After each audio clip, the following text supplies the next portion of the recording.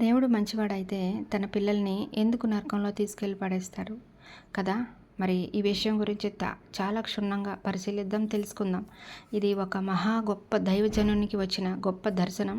మరి ఈ దర్శనం ద్వారా ఈ రోజున నేను ఆ దైవజనుని యొక్క మాట కూడా, అతని పేరు కూడా ఉచ్చరించడానికి నాకు అర్హత లేదు, కానీ సాహసిస్తున్నాను.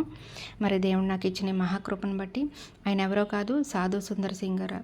మరి ఆయనకి పరలోక దర్శనాల గురించి ఒక పుస్తకం అయితే రాయడం జరిగింది. అందులోని వర్తమానాన్ని మీకు అందించబోతున్నాను. అయితే మనం ఆలస్యం చేయకుండా వర్తమానంలోకి వెళ్ళిపోదాం. లోకమందు దుష్టునిగా జీవించిన ఒక వ్యక్తి మరణం తర్వాత పరదేశంలో ప్రవేశించుటకు నేను చూచితిని. దేవతలను పరిశుద్ధులను అతనికి సహాయపడగోరిరి. అయితే అతడు తక్షణము దూషించుటకును శపించుటకును మొదలుపెట్టెను.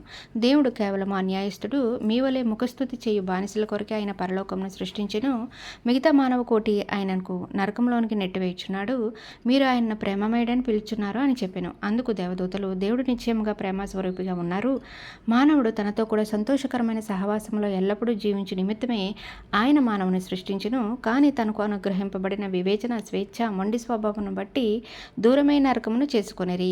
దేవుడు ఎవరిని కూడా నరకంలో నెట్టివేయట్లేదు. అయితే మానవుడు తానే పాపమందు చిక్కుకొనుట ద్వారా తనకు తాను నరకమును సృష్టించుకొనిచున్నాడు. దేవుడు ఎన్నడూనూ నరకమును మానవుల కొరకు సృష్టించలేదు అని జవాబిచ్చెను.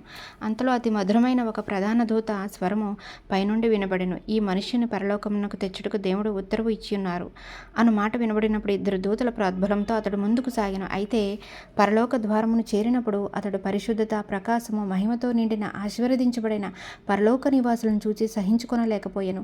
దూతలు అతనితో, ఎంత అందమైన లోకమో చూడుము, ఇంకా కొంచెం ముందుకు వెళ్ళము, తన సింహాసనమందు కూర్చుని ఉన్న ప్రియ ప్రభువును చూడుము అని చెప్పిరి.